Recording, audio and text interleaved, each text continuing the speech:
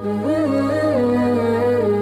बहुत से गैर मुस्लिमों की तरफ से सवाल किया जाता है कि जिस तरह हम बुतों के सामने झुकते हैं और बुतों की परस्तिश करते हैं, इसी तरह मुसलमान भी काबा के सामने झुकते हैं और काबा की परस्तिश करते हैं। लेकिन ये सवाल बिल्कुल गलत है, क्योंकि मुसलमान सिर्फ खुदा की इबादत करते हैं और खुदा के सामने ही झुकते हैं और काबा का सिर्फ रुख करते हैं।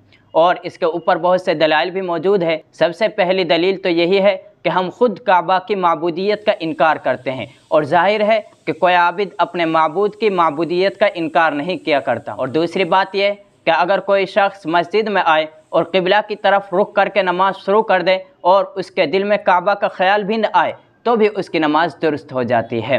अगर हम काबा को माबूद मानते और इसकी इबादत करते तो इस हालत में उसकी नमाज दुरुस्त ना होती, और नमाज के लिए काबा की नियत करना यह शर्त होता, लेकिन ऐसा बिल्कुल भी नहीं। तीसरी बात यह कि अगर कोई शख्स सक़फ़ काबा यानी काबा की छत पर चढ़कर नमाज पढ़े तो भी उसकी नमाज दुरुस्त हो जाती है।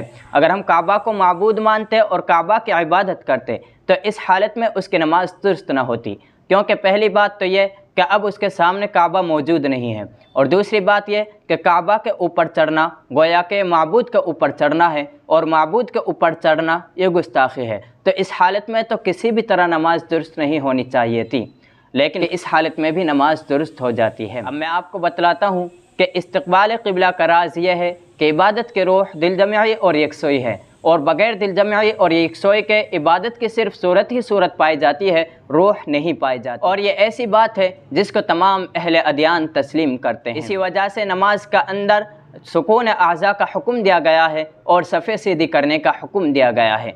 अगर कोई एक जहत मुतय्यन न होती तो इख्तिलाफ़ जिहाद की वजह से तफ़र्रुक़ के क़ल्ब होता, तो अल्लाह ताला ने तफ़र्रुक़ के क़ल्ब से बचाने के लिए मुसलमानों को हुक्म दिया कि तुम जहाँ कहीं भी हो नमाज के वक्त क़िबला की तरफ रुख करो।